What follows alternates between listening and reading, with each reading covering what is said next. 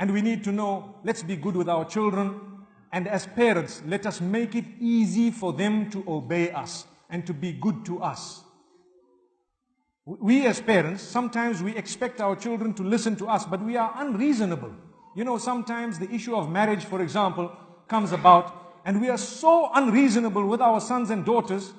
We don't want them to marry someone for some silly, un-Islamic reason. Un-Islamic reason. And then we force them to marry someone whom they are not supposed to be marrying. They don't want. Daughter tells you, Dad, I'm not happy. I don't want. You say, you have to. You have to. You don't know how much goodness they've done for me. Come on, that's not Islamic. A woman is not there for sale, that you got to give her to those whom you owe money to. That was Jahiliyyah. That was the ignorance. Believe me, if you have imposed on your child that she marry someone whom she does not want to marry, you have committed a sin. And this is one of the reasons why the divorce rates are so high. People are telling us, no, it's because of love marriage. Wow.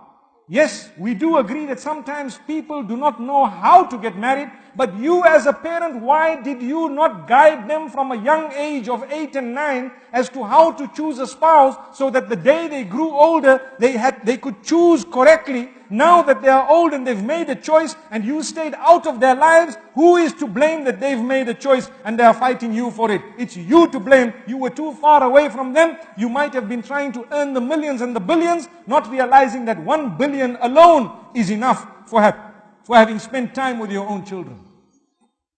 Wallahi, it's a difficulty. And with us, we don't like to listen to advice. Sometimes we don't like it. When it hits us, and it hits us hard at home, we still don't like to listen to advice. Let me give you an example of a man. An example of a man, and this example is only to draw the attention of ourselves.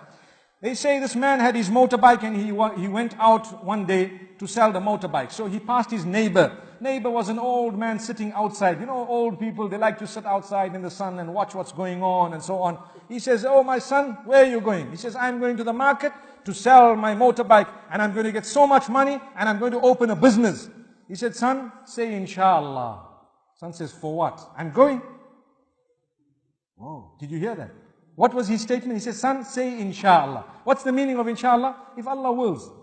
And Allah says in the Quran, وَلَا تَقُولَنَّ لِشَيْءٍ إِنِّي فَاعِلٌ ذَلِكَ غَدًا إِلَّا أَن يَشَاءَ اللَّهُ. Surah Al-Kahf has a beautiful statement.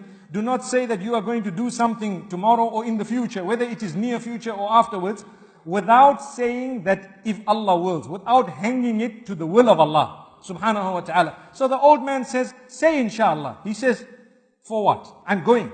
He didn't say it, and he went. So he stood at that haraj, you know, that auction, and he waited with his motorbike for a long time, and people came, they showed no interest in his bike, and they were going, and the day was almost over. Near the end of the day, one man comes and says, how much are you selling your bike for? He says his price. He says, okay, can I take it for a ride? He says, yes. He jumped on it, he went. He didn't come back. He didn't come back. This man waited, evening came, nightfall came, midnight came, nobody came back. The whole auction closed. They told him, what are you doing? I'm waiting, the man is going to come with my bike. He waited. Following day in the morning, he started walking back home. He had to walk.